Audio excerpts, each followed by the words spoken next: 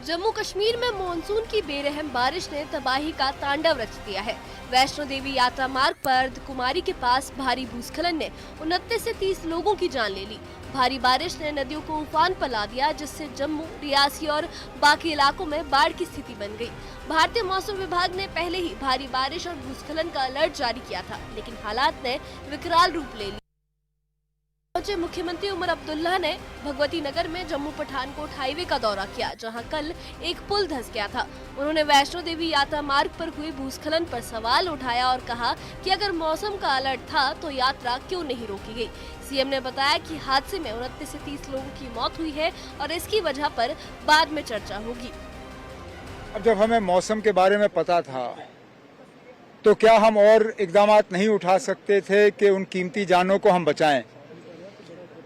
ये मौसम के खराब होने का जो खबर, जो हमें वार्निंग दी गई थी, ये कुछ दिन पहले हमें आई थी। तो अब वो लोग ट्रैक पे क्यों थे,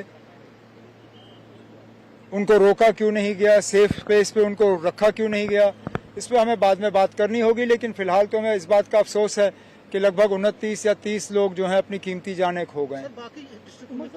कुछ जिलों में हालत तो थोड़ी खराब ही रही, खासकर जो निचले हमारे जिले हैं, सांबा है, कठुआ का निचला इलाका है, जम्मू, डोडा किश्तवाड़ में चिनाब के किनारे।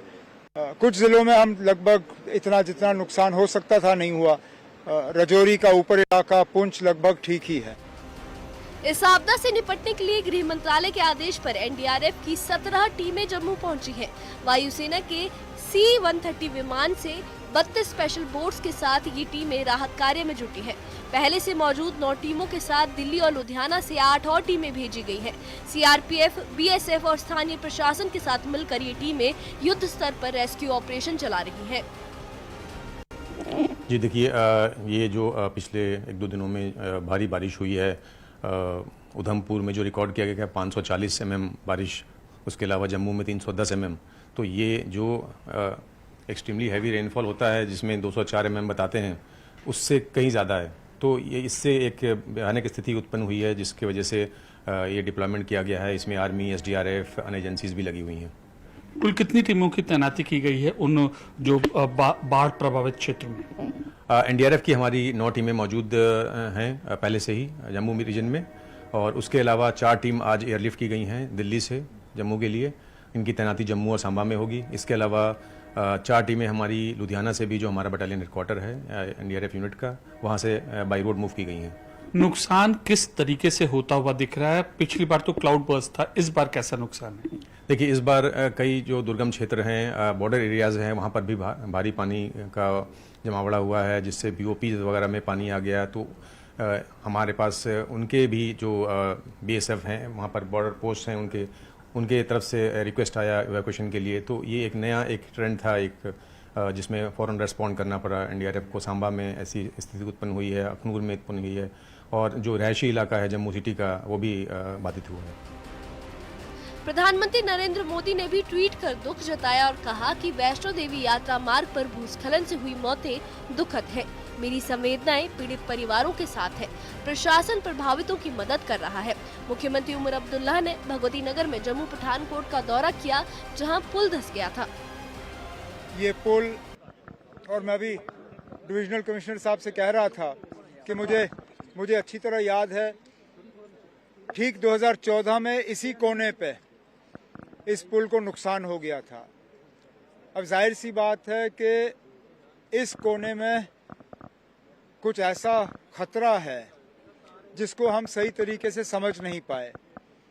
अब कुछ टीम एक्सपर्ट्स लाके ये देखना होगा कि 2014 और आज 2025 में यहाँ पे इतना नुकसान क्यों हुआ, आगे ना हो उसके लिए हमें इंतज़ाम करना होगा।